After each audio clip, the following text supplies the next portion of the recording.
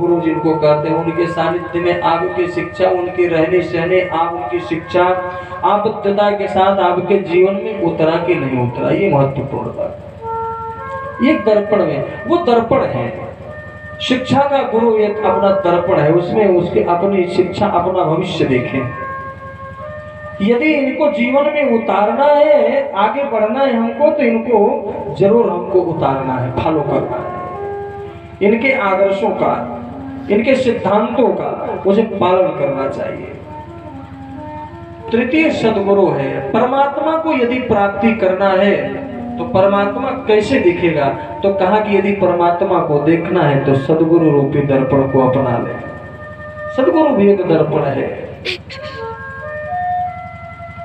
सद्गुरु यदि आपको उस परमात्मा को, यदि माने आप इस सौंदर्य को, जिस सौंदर्य को आप देखते हो, सुकर्म अकर्म विकर्म जैसे हर सिद्धांत यहाँ माने प्रारब्धानुसार कर्मानुसार दोनों लागू यहाँ होंगे।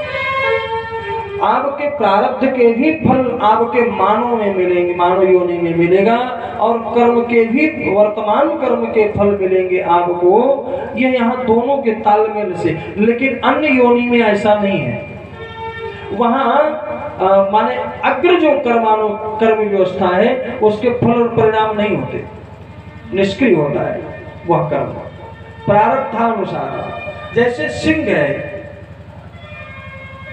वो शिकार करता है, तो वह क्या, अब उसको, अब वो शिकार करना, किसी की हत्या कर देना, तो क्या उसको दोष लगेगा?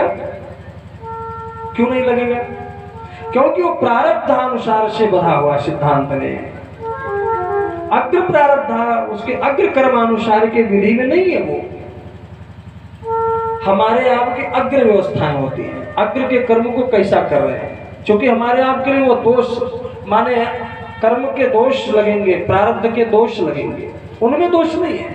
सिंह यदि शिकार कर रहा है तो उसका जातिगत योनिगत व्यवस्था है, पशुगत व्यवस्था है। लेकिन हम आप यदि वही जीव की हिंसा करें तो वही हमारे आप के लिए, हमारा वो किया हुआ कर्म क्या हो जाएगा? पापमय हो जाएगा। लेकिन उनके लिए पाप नहीं है। बड़े भाग्य मानुष तन पावा सुर दुर्लभ। लेकिन विशेषता क्या है? यही विशेषता मेरे भाई बहन है कि हम आप प्रारब्ध से मानव योनि में जन्म लिए, और हम कर्म कैसा करते हैं यह लेखा जोखा हमारे, यह जैसा कर्म करेंगे आगे यही प्रारब्ध में बन करके परिणित होगा। लेकिन उनके लिए ऐसा कर्म का सिद्धांत नहीं, उनके प्रारब्ध से चलता है। जैसे देवताओं में आप देखें तो जो अपने यहाँ की व्यवस्था है कि ब्राह्मण क्षत्रिय वैश्य शूद्र, यहाँ का जो सिद्धांत है इस लोक का। लेकिन देवलोक में वहाँ कर्मांतर कर्म की व्यवस्था है, माने जन्मना नहीं है, कर्मणा है। अब देवराज देखिए, देवता है लेकिन कार्य के काहे का है उनका? क्षत्रियत्व है, क्षत्रिय कर्म है, कर्मणा व्यवस्था। भगवान नारायण को देखिए, वैश्वत है, क्योंकि वहां तो देव माने देवलोक में कर्म की व्यवस्था के द्वारा। लेकिन यहाँ कर्म से नहीं, यहाँ जन्मना भी सिद्धांत है, कर्मणा दोनों भी है, तो उसके दोष पाप दोनों के परिणति।